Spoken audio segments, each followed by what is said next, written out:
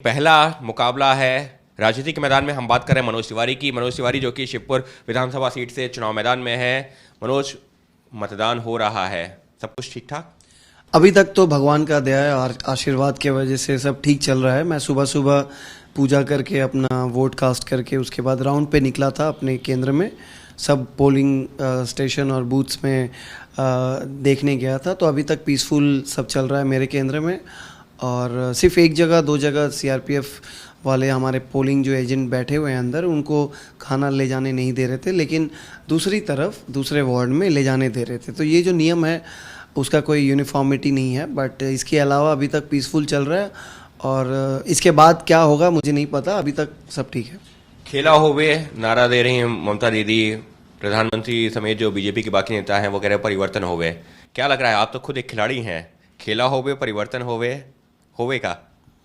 खेला तो हॉबे, मतलब खेला चोलचे, मतलब बंगाली में बोल रहे हैं, खेला हिंदी में बोलते हैं। खेला चल रहा है और पहले दो तीन ये चौथा फेज़ है, तो 3 फेज़ में हमने बहुत गोल मार दिया है ऑलरेडी। और खेला हम ही लोग शेष करेंगे।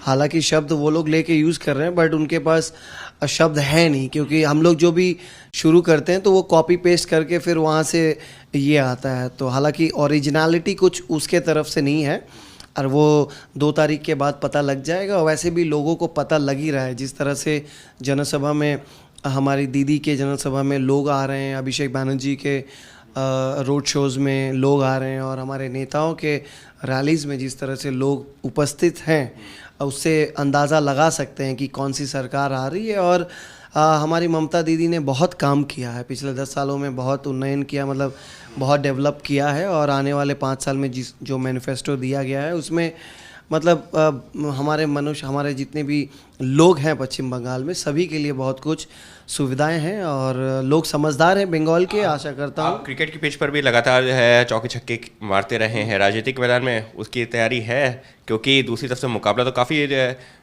कड़ा भी है, आपके लिए गोगली भी तैयार है, आपके लिए बाउंसर्स भी तैयार हैं, मुकाबला कड़ा है। उनके नज़र में कड़ा है, हमारे नज़र में, हमारे दल के नज़र में उतना कड़ा नहीं है।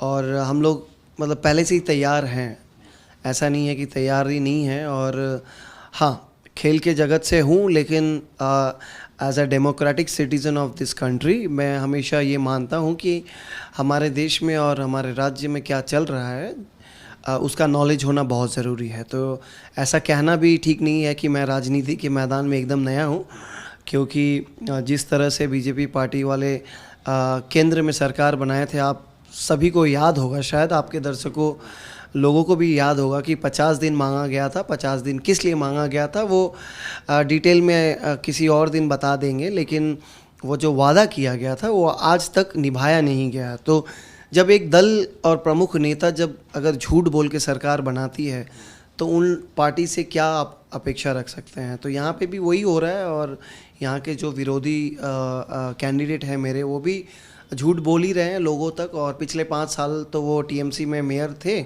और आप लोगों के घर जाके पूछिए, मेरे से मत पूछिए, लोगों के घर जाके पूछिए कि उनका रिपोर्ट कार्ड क्या है। सभी लाल कलम लेके रेडी हैं।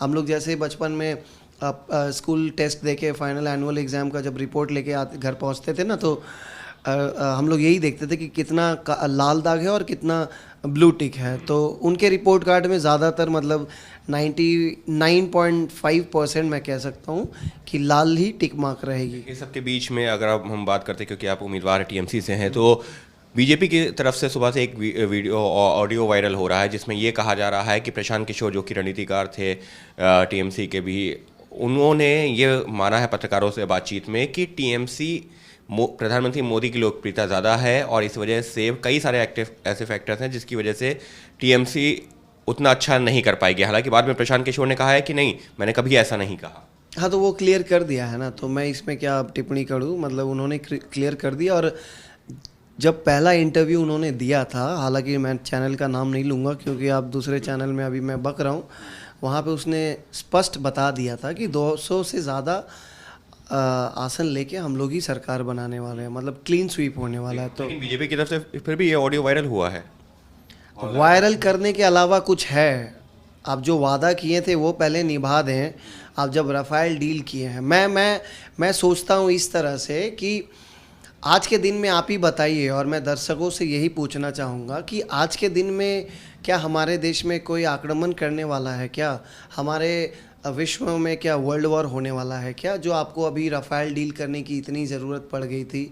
आपने जो वादा किया था 15 लाख का, 2 करोड़ नौकरी का, इसके अलावा और भी चीज़ें हैं जो आप देख रहे हैं। करंट परिस्थिति में पेट्रोल भी शतक मार के बैठा हुआ है और डीजल भी 80 रन पे बैटिंग कर रहा है, और कुछ ही दिनों में 1000 रन पे अपना गैस सिलेंडर भी बैटिंग करेगा।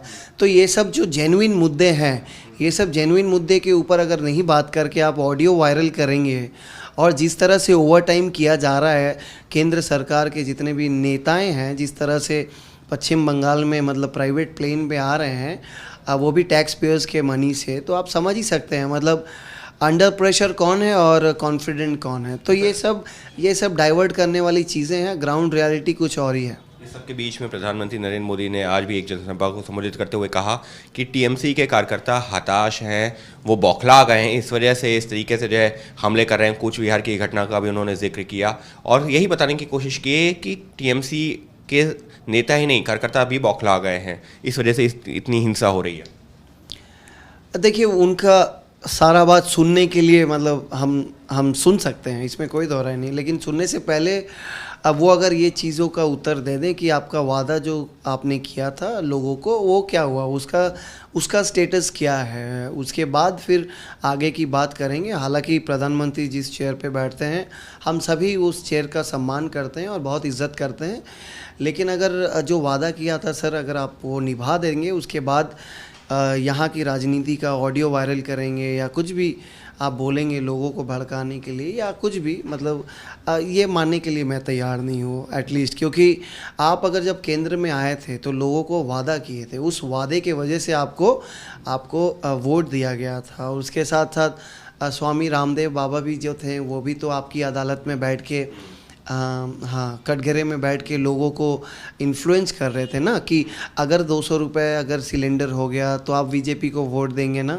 अगर 50 रुपया पेट्रोल हो गया तो अगर आप बीजेपी को वोट देंगे ना, अगर 30 रुपया डीजल हो गया तो वोट देंगे ना। तो आज के दिन में मैं वो स्वामी जी से पूछना चाहता हूँ कि कहाँ हैं आप, मतलब आप तो कुछ निकल के बोलिए। जब तेल और सिलेंडर और अपना गैस का मतलब इतना दाम हो गया है, तो आप चुप्पी क्यों बनाए बैठे हुए हैं? तो पहले वो सब का हिसाब दे, बाकी बाद में सब सुनने के लिए मैं तैयार हूँ। यानी साफ तौर पर राजनीति के पिच पर अपनी पारी की शुरुआत कर रहे मनोज तिवारी का यही कहना है कि पहले केंद्र सरकार ने जितने वादे किए थे जनता से, उनका हिसाब दें। रही बात आरोप प्रत्यारोप की, तो उनका तो जवाब दिया जाता रहेगा, लेकिन केंद्र सरकार जिन वादों को लेकर के जनता के बीच गई थी, उस पर क्या काम किया, पहले उन चीज़ों का बात करें। और रही बात अपनी जीत को लेकर के, तो पूरी तरह से आश्वस्त नजर आ रहे हैं पूर्व क्रिकेटर मनोज तिवारी, और फिलहाल है टीएमसी के उम्मीदवार।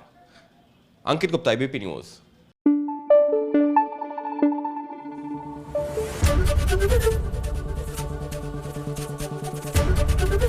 एबीपी न्यूज आपको रखे आगे।